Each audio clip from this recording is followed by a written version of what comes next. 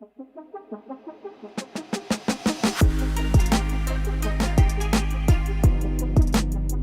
pertama kita berangkat dari Lipo Cikarang pada pukul 2.23 subuh. Power battery ada pada 54%, di mana rencananya melakukan pengisian di kilometer 19 sampai 100%.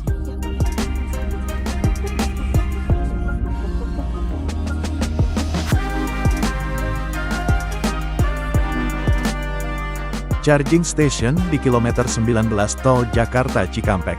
Kita isi sampai 100%.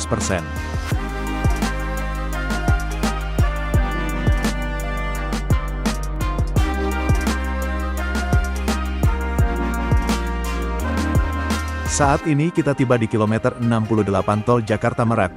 Kekuatan baterai sekitar 80%, jadi kita isi lagi sampai 100% sebelum naik kapal penyeberangan dari Merak ke Bakauheni.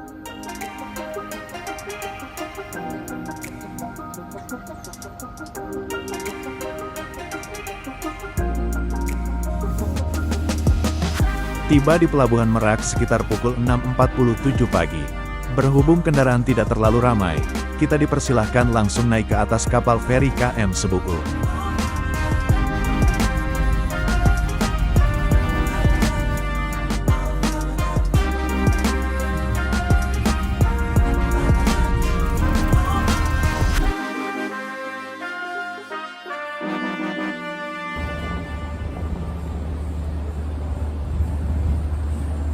Suasana di atas kapal KM Sebuku tidak terlalu ramai.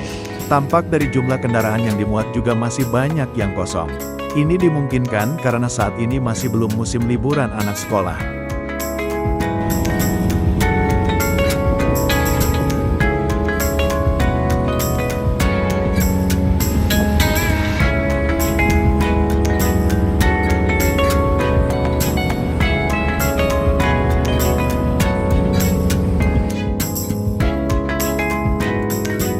Tiba di Pelabuhan Bakauheni Lampung sekitar pukul 9.15 pagi. Turun dari kapal kita langsung melanjutkan perjalanan menuju Palembang, lewat jalan tol Bakauheni, Palembang.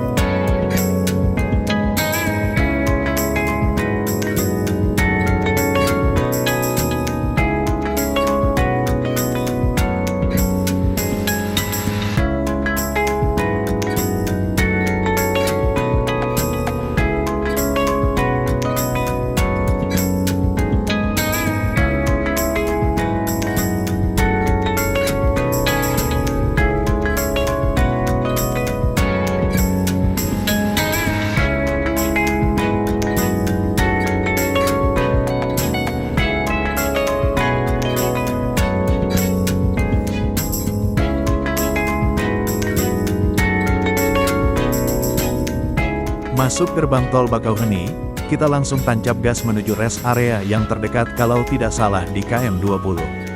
Mudah-mudahan di sana ada charging station, jadi kita tidak menunggu sampai kehabisan power battery.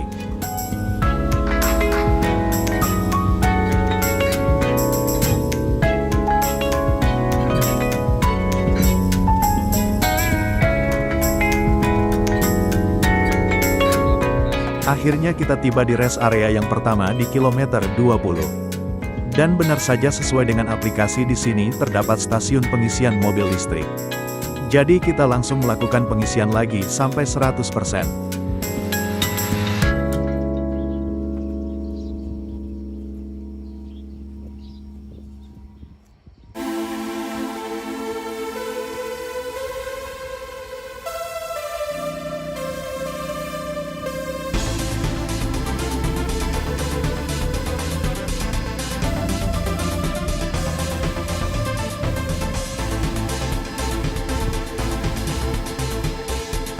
Di rest area kilometer 67 kita melakukan pengisian lagi untuk mengantisipasi kalau di rest area berikutnya tidak terdapat stasiun pengisian.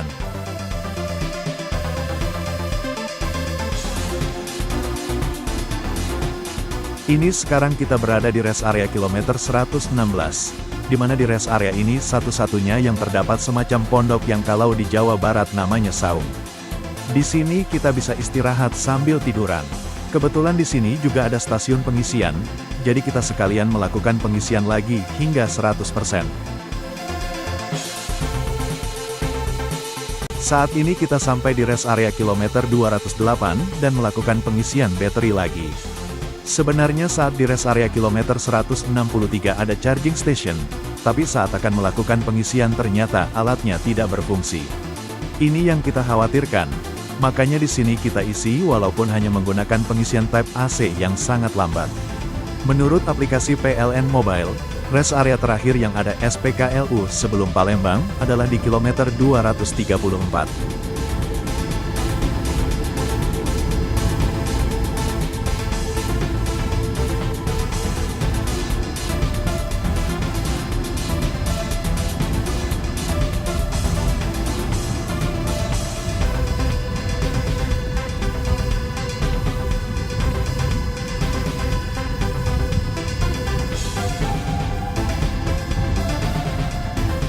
Sekarang kita berada di rest area kilometer 311.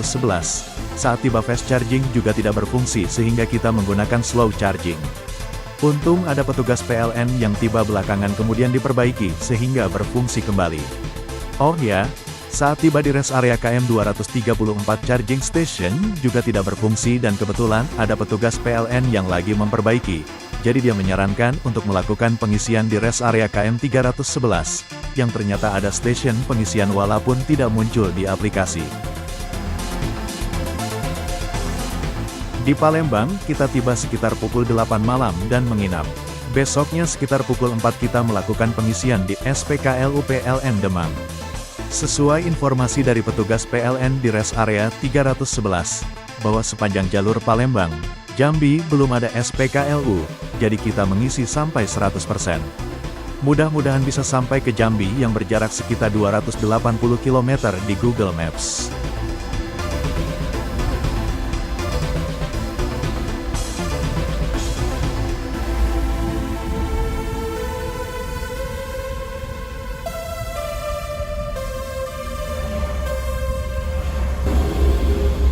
Sekitar 165 km dari kota Palembang, kita berhenti sejenak sambil sarapan pagi. Walaupun tadi subuh sudah makan, ini sudah lapar lagi.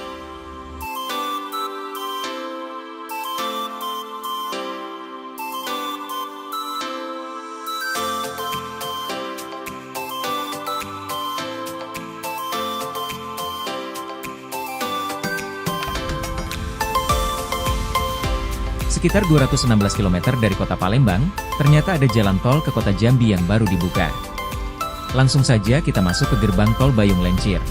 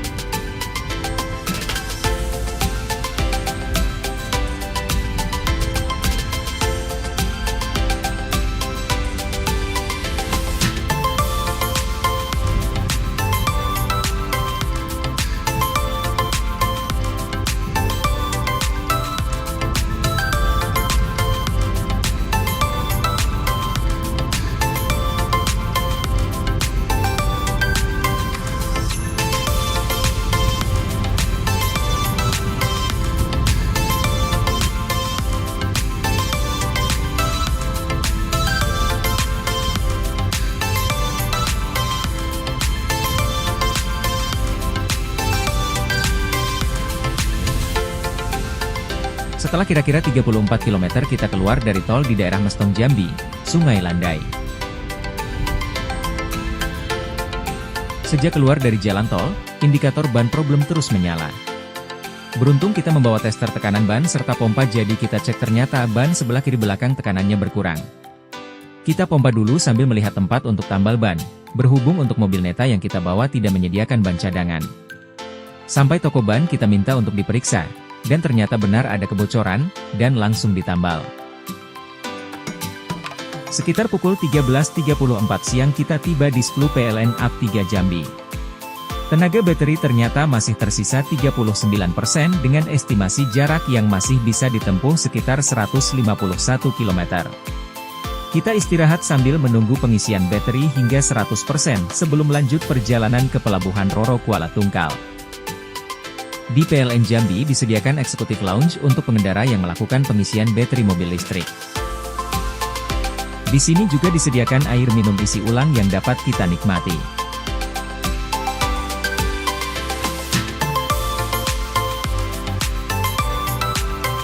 Pukul 14.40 pengisian sudah mencapai 100% dan kita langsung bersiap untuk melanjutkan perjalanan.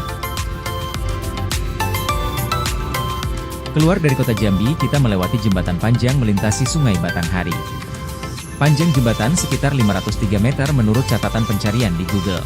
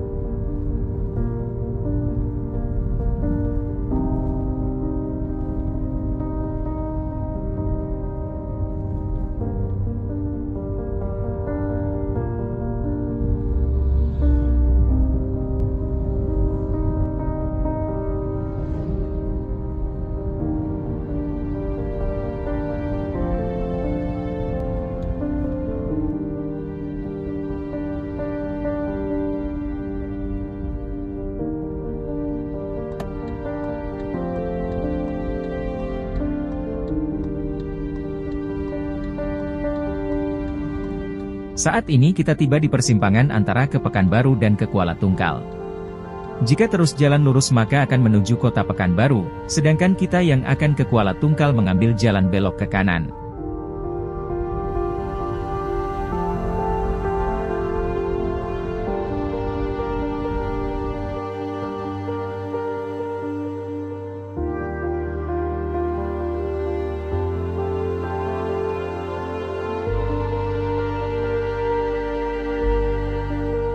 Sepanjang perjalanan ke Kuala Tungkal banyak perkebunan sawit. Untuk itu kita berhenti sejenak untuk mengabadikan pemandangan dari udara perkebunan kelapa sawit di sepanjang perjalanan.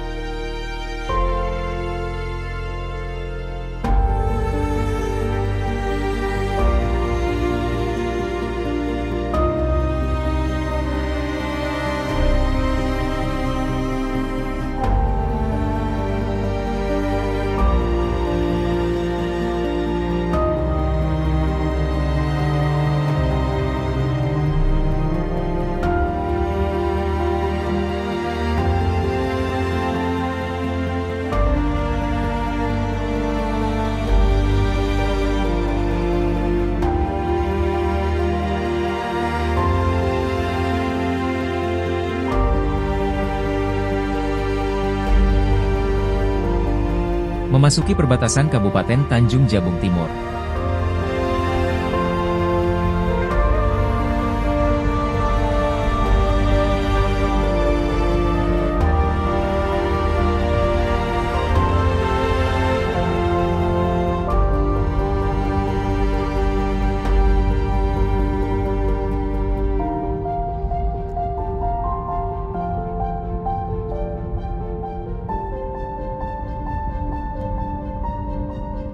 Akhirnya sekitar pukul 18 kita masuk ke gerbang daerah Kuala Tungkal.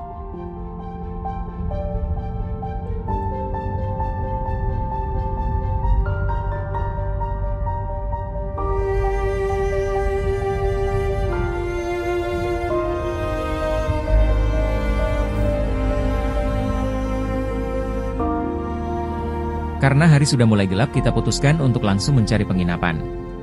Beberapa penginapan kita datangi tapi ternyata penuh. Akhirnya pilihan jatuh ke Hotel Tungkal, hotel yang sama dengan yang kita tempati bulan Agustus yang lalu.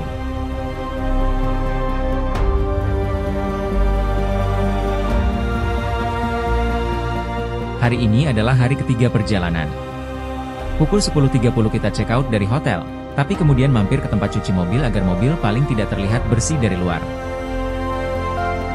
Tepat pukul 12 siang kita tiba di pelabuhan ASDP Kuala Tungkal. Di sini kita langsung masuk ke posisi antrian kendaraan mobil pribadi.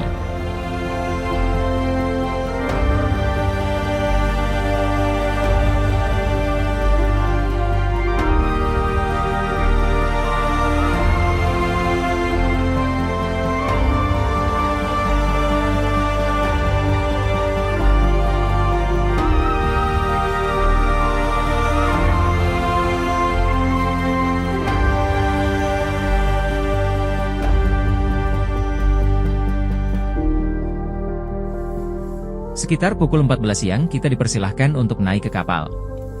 Sebelum naik kapal, kita berhenti dahulu di pos pemeriksaan kendaraan, surat jalan, jumlah penumpang, serta barang bawaan.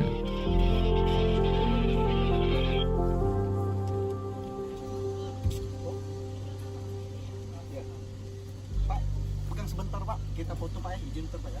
Oke, Pak. Nama siapa Pak? Darmin. Mobil listrik Pak ya? Iya. Dari?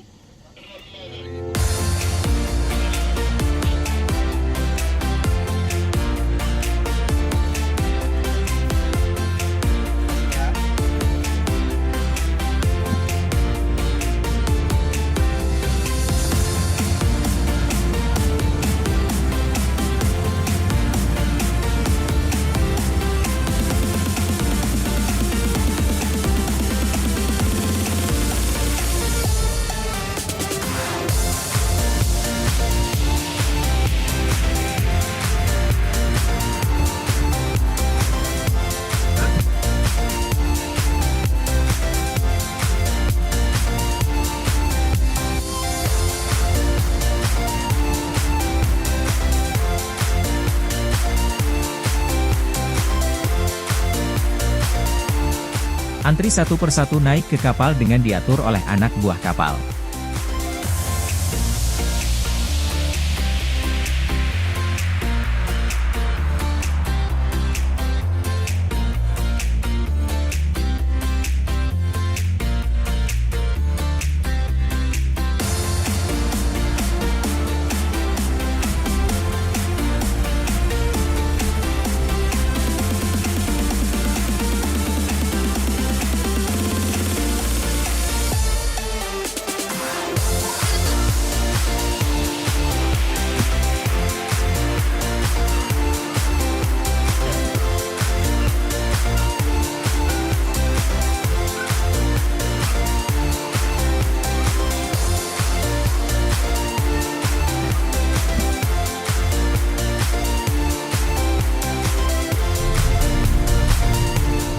Suasana di atas kapal pada saat matahari akan terbenam.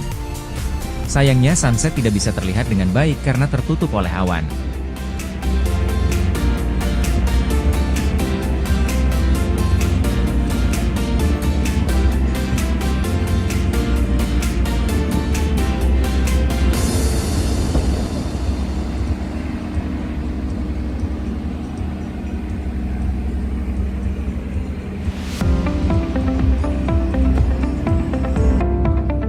Pagi hari sekitar pukul 5.30, kita naik lagi ke kafetaria di buritan kapal untuk melihat matahari terbit. Tapi lagi-lagi sunrise tertutup oleh awan. Inilah suasana pagi hari di atas kapal.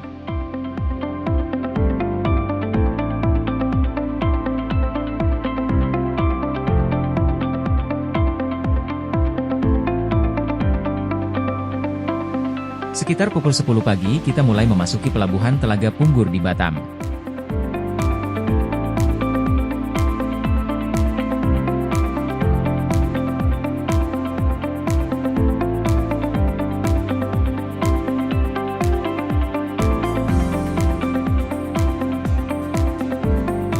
Kita bersiap-siap untuk turun dari kapal. Kemudian mengikuti aba-aba dari anak buah kapal untuk turun satu persatu.